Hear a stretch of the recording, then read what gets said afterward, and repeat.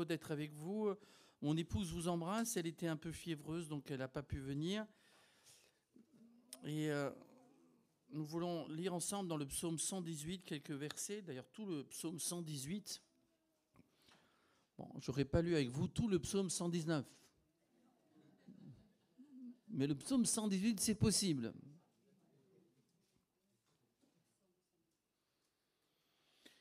Louez l'Éternel, car il est bon, car sa miséricorde dure à toujours. Miséricorde, vous pouvez le traduire par amour, par tendresse. Des mots, on les lit, on ne sait plus trop ce que ça veut dire miséricorde. Hein. C'est l'amour de Dieu, c'est la tendresse de Dieu. Comme l'a dit un jour un homme de Dieu, c'est la corde que Dieu lance à notre misère pour nous attirer à lui. Mais c'est son amour.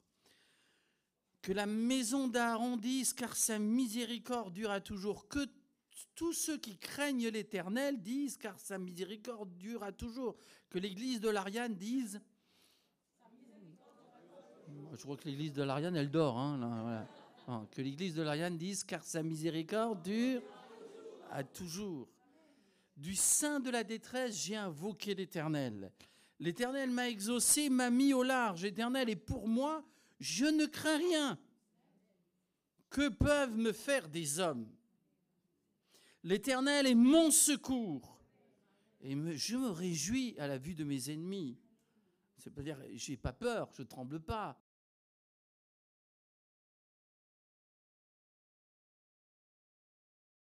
Non, je me réjouis à la vue de mes ennemis. Mieux vaut chercher un refuge en l'Éternel que de se confier à l'homme. Mieux vaut chercher un refuge en l'Éternel que de se confier au grand. Toutes les nations m'environnaient au nom de l'Éternel. Je les taille en pièces. Elles m'environnaient, m'enveloppaient. Au nom de l'Éternel, je les taille en pièces. Elles m'environnaient comme des abeilles. Elles s'éteignent comme un feu d'épines. Alors ça, c'est un verset sonore. On sait tous ce que sont des abeilles et des guêpes. Et là, le feu d'épines, ça a le même bruit. C'est très bien dit. Elles m'environnaient comme des abeilles. Elles s'éteignent comme un feu d'épines. Qu'il en soit de même pour tous nos ennemis. Au nom de l'Éternel, je les taille en pièces. Tu me poussais pour me faire tomber. Mais, l'Éternel m'a secouru. L'Éternel est ma force et le sujet de mes louanges. C'est lui qui m'a sauvé. Des cris de triomphe et de salut s'élèvent dans les tentes des justes. La droite de l'Éternel manifeste sa puissance. La droite de l'Éternel est élevée. La droite de l'Éternel manifeste sa puissance. Je ne mourrai pas, je vivrai. Et je raconterai les œuvres de l'Éternel. L'Éternel m'a châtié, mais il ne m'a pas livré à la mort. Ouvrez-moi les portes de la justice. J'entrerai, je louerai l'Éternel. Voici la porte de l'Éternel, c'est par elle qu'entrent les justes. Je te loue parce que tu m'as exaucé, parce que tu m'as sauvé. Et ce verset que nous allons partager ce matin, la pierre qu'ont rejetée ceux qui bâtissaient est devenue la principale de l'angle. C'est de l'Éternel que cela est venu. Cette pierre, c'est la pierre du Christ. D'ailleurs, l'apôtre Pierre reprendra cette pensée. Approchez-vous de lui, de Jésus, pierre vivante, rejetée par les hommes, mais choisie et précieuse devant Dieu. Et cette pierre, ce rocher sur lequel tu as bâti, ce Jésus est là au milieu de nous ce matin. Ce Jésus répond à tous nos besoins. Nous n'avons pas construit sur le sable de nos émotions, de notre religion, mais nous avons construit sur le sable, sur le rocher qui est le Christ.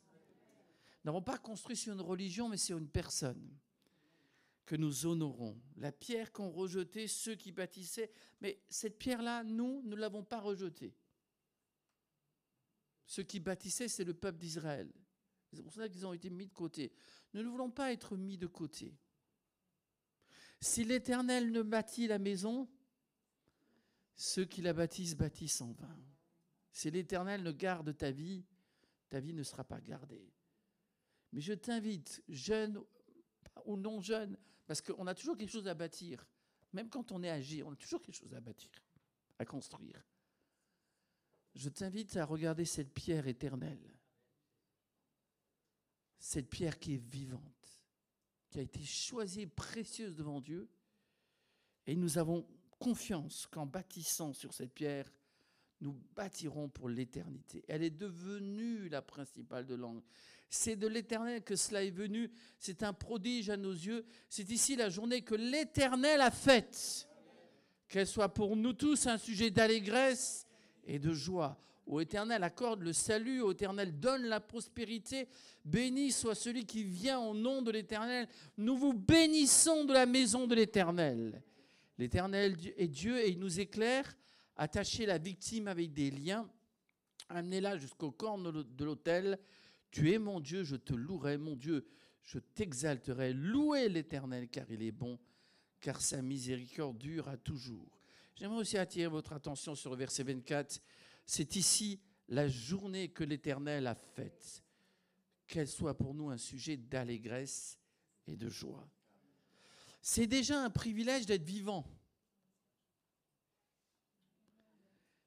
Tous les jours que Dieu nous donne sont des jours précieux. On se souvient tous de ce verset, Lamentation de Jérémie, chapitre 3, verset 23, lorsqu'il est dit que chaque matin, les bontés de l'Éternel se renouvellent. Tu es vivant, donc tu as déjà une raison de louer Dieu. Ce ne sont pas les morts qui louent Dieu, ce sont les vivants. Il n'y a pas de louange dans le séjour des morts.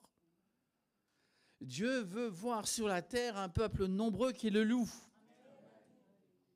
Nous voyons des gens tristes, des gens qui languissent, des gens qui se plaignent. C'est jamais assez bien, surtout en France. Il y a toujours des choses qui ne vont pas. Hein. On est dans un pays où on ne sait pas apprécier les choses que nous avons. Pourtant, nous avons tellement d'avantages par rapport à d'autres pays. Je me souviens avoir été au Bénin, et ce n'est pas un pays où vous avez vraiment beaucoup d'avantages humains. Mais j'ai vu les gens joyeux là-bas. Et j'étais à Cotonou et j'atterris après à Nice et on va tout de suite à Monaco. Alors j'ai vu la différence entre Cotonou et Monaco. Il y a comme une petite différence. Vous voyez, c'est pas tout à fait pareil. Les voitures sont légèrement différentes. Au Bénin, j'ai vu 5 personnes sur une petite moto. Je dis comment ils font ça? Mais ils vous font un grand sourire. À Monaco, vous avez la Mercedes et ils vous tirent une tronche. Ils sont tellement malheureux, les pauvres. C'est ça notre monde. Ils ne se rendent pas compte. Il y a des gens qui essaient de tuer le temps. Mais un jour, c'est le temps qui va te tuer. Le temps, c'est quelque chose de précieux. Et nous devons dire comme Moïse, Seigneur, enseigne-nous à bien compter nos jours afin que nous appliquions notre cœur à la sagesse. Tu es jeune, mais tu ne sais pas combien de temps tu auras. Le Seigneur peut prendre ta vie à n'importe quel instant. Et voici la journée que l'Éternel a faite. Voici le dimanche que Dieu te donne, Église de l'Ariane. Voici le dimanche que Dieu te donne, mon frère. Le dimanche que Dieu te donne, ma sœur. Eh bien, loue Dieu.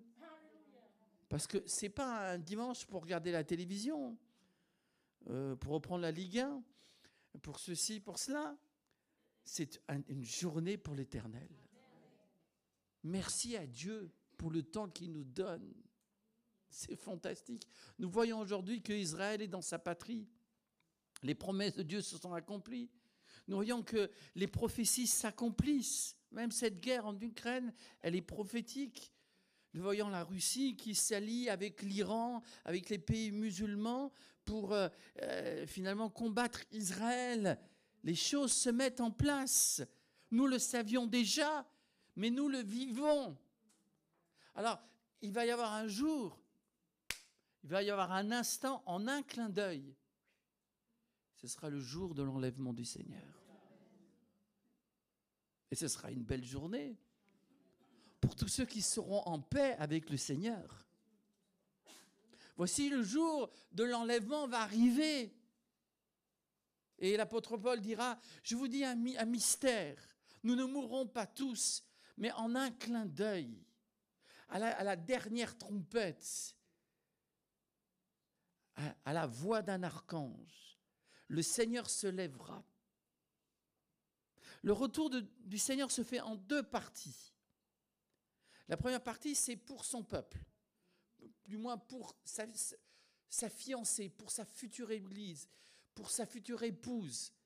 Le Seigneur se lève, il vient vers nous et nous sommes enlevés vers lui. Donc, la première partie du retour du Seigneur ne se fait pas sur la terre, mais dans les airs. Nous avons rendez-vous dans le ciel. Les morts en Christ ressusciteront premièrement. Ensuite, nous qui sommes vivants, mais moi je ne tiens pas à passer par la mort, je ne suis pas curieux. Franchement, ça ne m'intéresse pas. Je ne sais pas si vous avez envie, mais je n'y tiens pas. Donc Seigneur, j'aimerais bien connaître ce jour. Donc, nous serions les seuls êtres humains qui passeraient directement de cet état mortel, parce qu'en fin de compte, notre corps est mortel, à ce qui est spirituel, sans passer par la case mort. Et ça m'intéresse, moi. Et je pense vous aussi. On est enlevé à la rencontre du Seigneur dans les airs. D'accord ? Ça, c'est la première partie. Et nous serons toujours avec le Seigneur. La seconde partie, c'est 7 ans après. Parce que nous savons que la tribulation, c'est 7 ans. Et la deuxième partie, c'est la grande tribulation, où se manifestera spécialement l'Antichrist et les démons et la puissance des ténèbres. Mais 7 ans après, Jésus revient avec nous, avec les anges, et il posera ses pieds sur le mont des Oliviers. Il reviendra pour protéger son peuple des nations qui seront venues pour l'agresser. Et pour que ceux qui auront agi correctement puissent avoir un nouveau départ et l'humanité aura un règne de paix pendant 1000 ans. Donc j'aimerais que vous vous souveniez de cela. La première partie, c'est dans les airs. Pour tous ceux qui sont son épouse, sa future épouse. La seconde partie, nous revenons avec le Seigneur qui posera ses pieds sur le mont des Oliviers. Et il y aura donc un règne de paix de 1000 ans. Eh bien, béni soit cette journée de l'enlèvement qui va venir. Béni soit cette journée. Et tu devrais vivre pour ce jour. C'est ce qui devrait te motiver. Un vrai chrétien, chaque matin, est amoureux du Seigneur et il attend ce jour-là. Qu'est-ce que tu attends ? Bien sûr qu'on a des petites joies, des grandes joies. On a aussi des grandes peines dans ce monde. Et les joies se succèdent aux peines, aux détresses. Alors on voit la main de Dieu, mais on n'est jamais satisfait ici-bas. La perfection n'est pas de ce monde. La perfection, c'est Jésus. Si Dieu aimait des gens parfaits, il n'aurait aimé personne. Dieu nous aime. Et lui-même nous rend parfaits à ses yeux. Donc viens tel que tu es, mais tu devrais te lever chaque matin en disant « Seigneur, c'est la journée que tu m'as faite, que tu as faite toi. » Eh bien, je ne veux pas la détruire cette journée. Ce n'est pas une journée où je veux vivre dans le péché. C'est une journée où je veux vivre dans la sainteté. C'est une journée où toi, tu vas agir et moi, je dis, Seigneur, agis, transforme-moi. Et que cette journée ne soit pas gâchée. Que le diable ne se moque pas de moi. Mais que cette journée soit la gloire de notre Seigneur.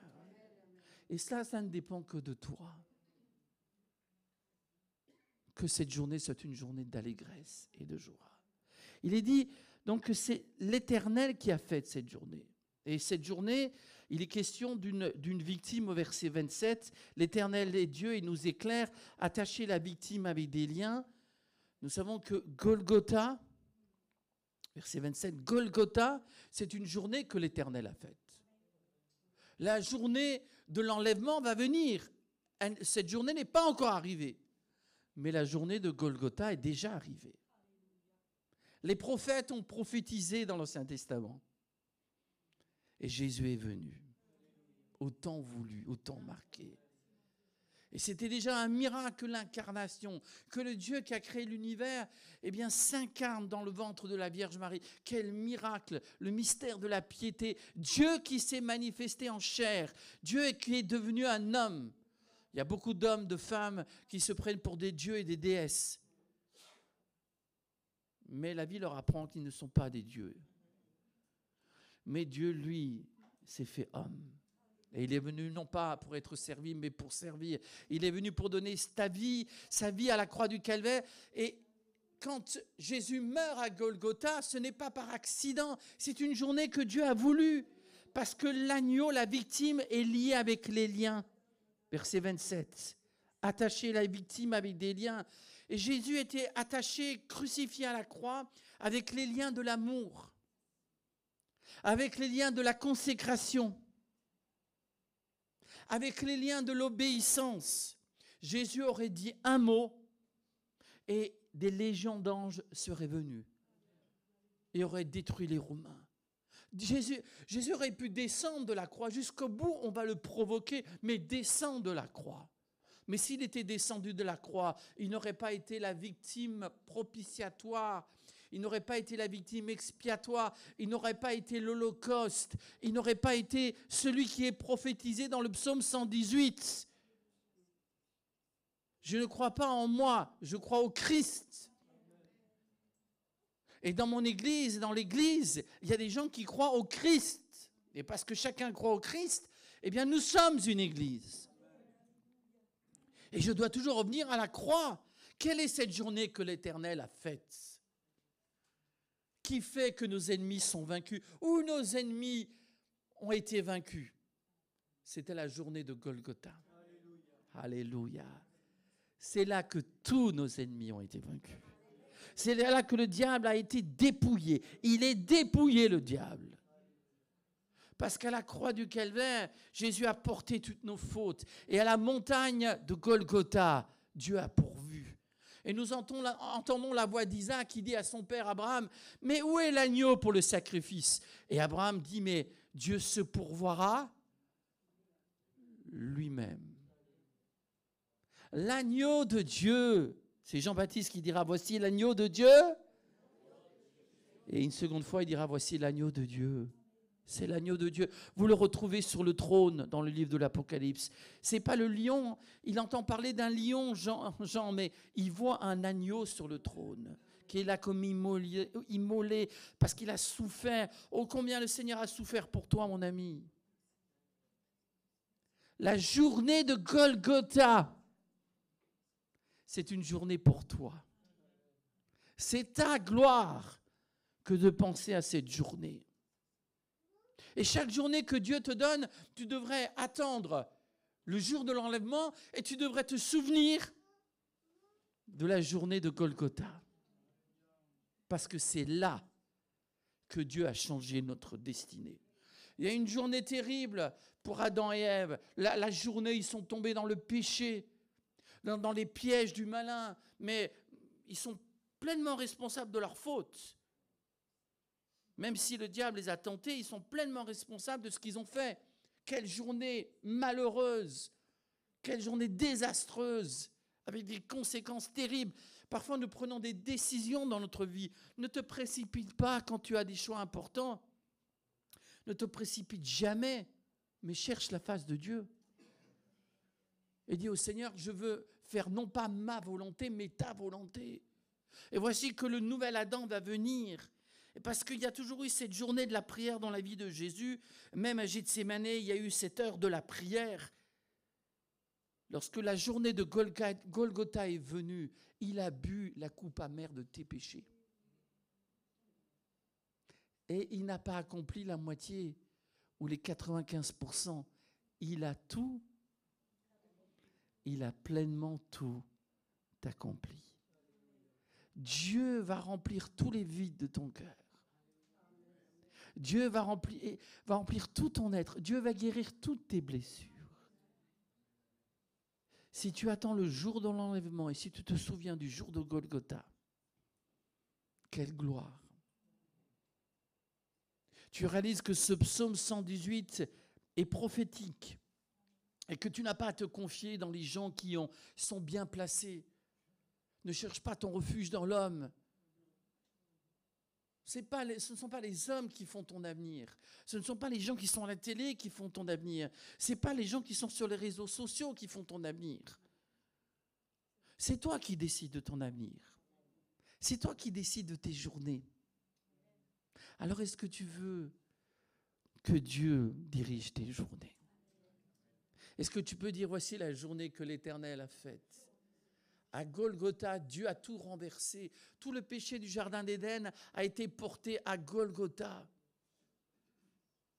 Tout mon péché a été porté. Maintenant, il est expié. Le diable ne peut plus me condamner. Il n'y a plus aucune condamnation pour ceux. C'est écrit où? Comme vous le savez tous, Romains chapitre 8, verset 1. Vous pouvez le noter. Il n'y a plus aucune condamnation pour ceux qui sont Jésus-Christ, qui comprennent la journée de Golgotha. Cette journée, c'est la journée qui a changé notre destinée. Celui qui a été couronné d'épines nous offre le pardon. Il t'offre la guérison de ton cœur. Tu n'as pas besoin de psychologue. Tu n'as pas besoin de développement spirituel, personnel ou de trucs un peu bizarres. Il y a tellement de choses aujourd'hui. Je lisais un article, c'est dans l'Express, c'est pas dans le Pentecôte, c'est dans l'Express. Donc c'est un journal du Monde qui disait la psychologie et le développement personnel ont remplacé la religion. Donc même les gens du monde se rendent compte que les églises se vident en général, toutes les églises se vident, mais les gens ont besoin de croire. Ils ont besoin de soutien. Donc ils vont le chercher dans des idées, dans de la psychologie, dans ceci. Mais tu n'es pas une boîte à analyser, mon frère et ma sœur. Tu es une création de Dieu, tu as été créé à l'image de Dieu et Dieu t'aime. Et c'est Dieu qui va faire ton avenir. Si toi tu lui donnes ton avenir sera béni. Alors, tu as besoin d'attendre, nous avons tous besoin d'attendre cette journée de l'enlèvement en nous souvenant de la journée de Golgotha. Il est dit, c'est ici la journée que l'Éternel a faite. On lit dans Éphésiens ce que Dieu a fait. Éphésiens au chapitre 2.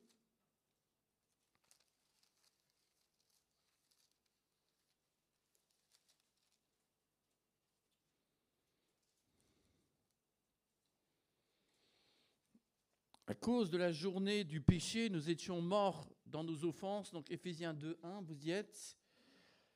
Vous étiez morts par vos offenses, par vos péchés dans lesquels vous marchiez autrefois, selon le train de ce monde, selon le prince de la puissance de l'air, de l'esprit qui agit maintenant dans les fils de la rébellion.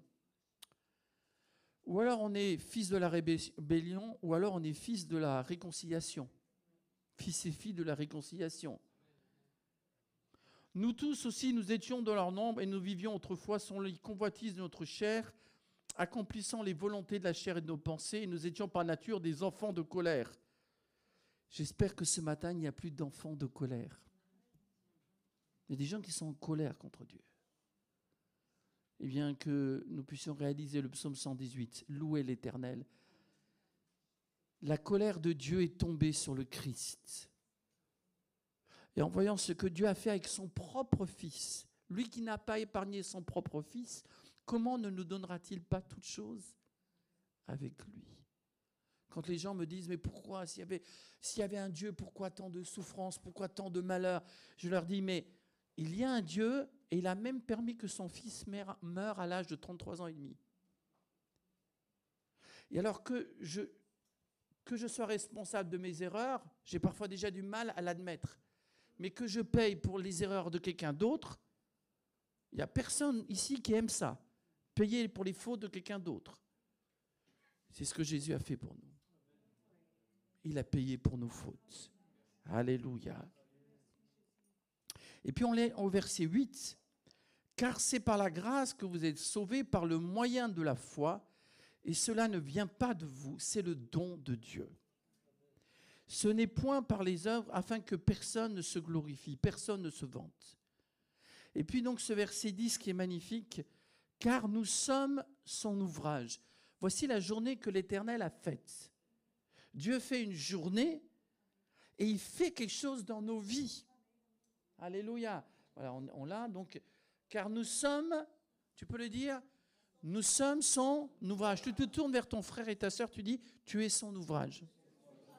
Voilà. C'est pour ça que tu es beau. C'est pour ça que tu es beau et que tu es belle. On revient à notre texte. La récréation est terminée. On revient à notre texte. Car nous sommes son ouvrage.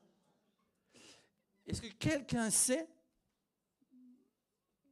quelqu'un connaît le terme en grec? Vous savez que la Bible a été écrite dans l'Ancien Testament en hébreu, quelques parties comme le livre de Daniel en araméen, et le Nouveau Testament en grec.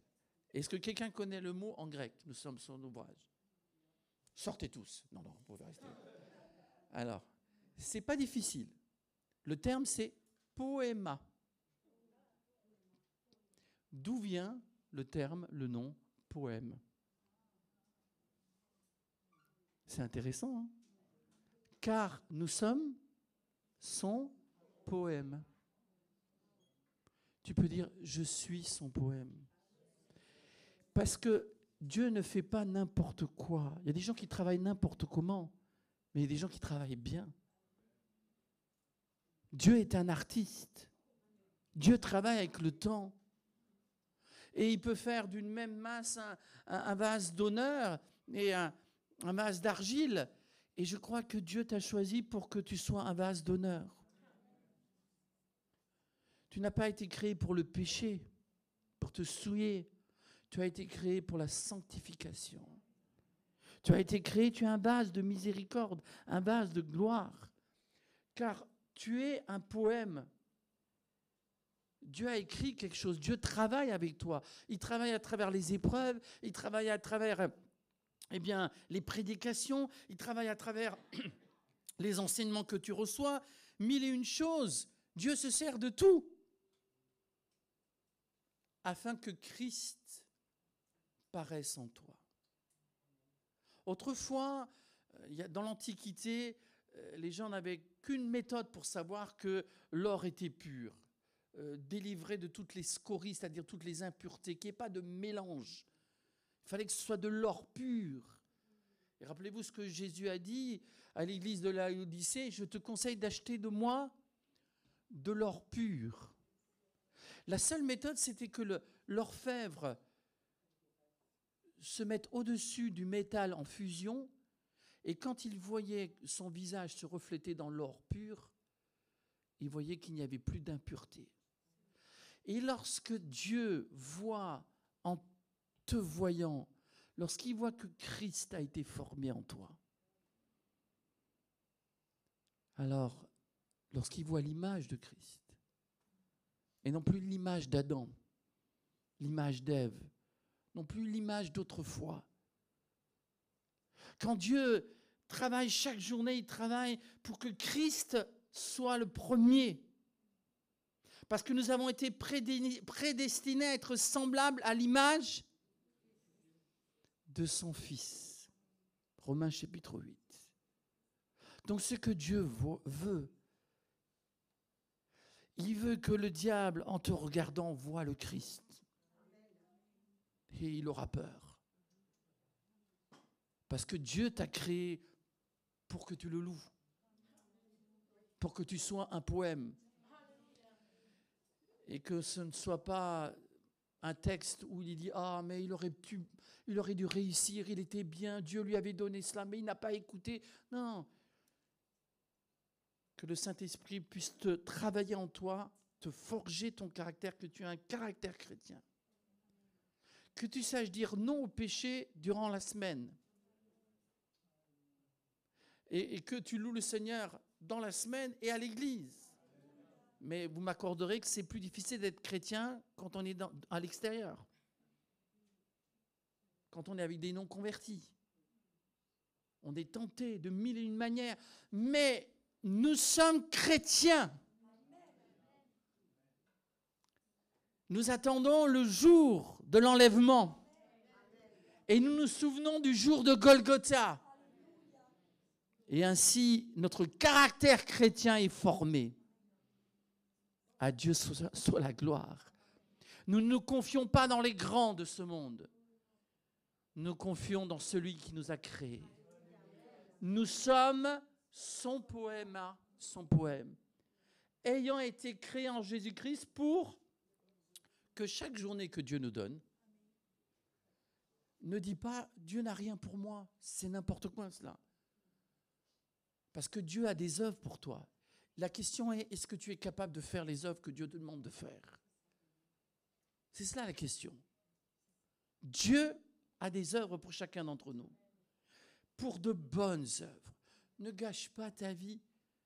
Ne gâche pas ton temps. Alors, on peut bénir le Seigneur pour sa miséricorde, pour le brigand repentant. Alléluia, il est allé au ciel.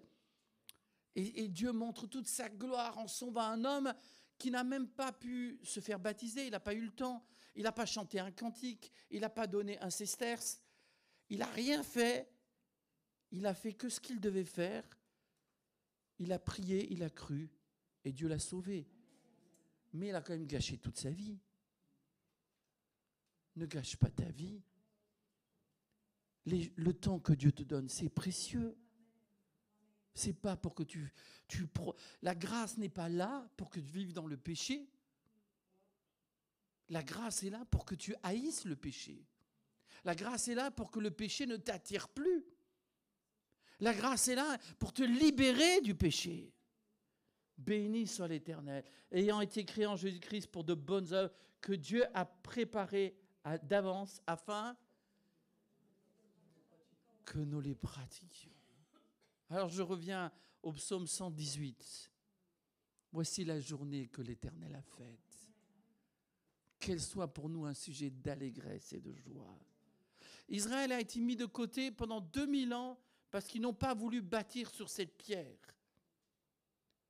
Mais le jour de l'enlèvement va venir et Dieu va de nouveau construire avec ceux qui suivront Jésus et surtout en utilisant le peuple d'Israël durant ces 7 années terribles de tribulation qui vont venir dans ce monde. Nous ne savons pas combien de temps il nous reste. Mais pour ma part, je crois que c'est vraiment très proche. Et ce qui m'étonne très fortement, c'est que quand j'étais un peu plus jeune, il y a 250 ans, non quand même pas, il y a quelques dizaines d'années, je me souviens que tous les chrétiens aimaient lire les livres de prophétie biblique. On cherchait, on dit, ah tiens, on aimait ces livres. Eh bien, des prophéties n'étaient pas encore accomplies. Je suis très étonné que la Covid ait fait que les églises se soient vidées. Mais la Covid aussi, c'est un signe de la fin des temps. Qu'une maladie arrête le monde entier au même moment, ça n'était jamais arrivé, ça. Moi, je pense que ça aurait dû être l'inverse. Les gens auraient dû dire, mais le Seigneur revient. Il faut se préparer. Serrons-nous les coudes, allons à l'église. Comment ça se fait que dans certaines églises, ils ont perdu 1/3 de leurs membres? Qui étaient ces gens? Mais je pense que ce sont des gens qui n'avaient pas bien compris. Je ne dis pas que ce ne sont pas des chrétiens, mais je dis que ce sont des chrétiens qui ne sont pas réveillés. Or, c'est maintenant qu'il faut être réveillé. Mon frère et ma sœur, le Seigneur a encore des belles journées qu'il veut faire pour toi. Attends le jour de l'enlèvement. Souviens-toi du jour de Golgotha. Que tes journées soient des poèmes à la gloire du Seigneur. Sing his praise aloud. Sing his praise aloud. Oh, awake my soul and sing his praise aloud.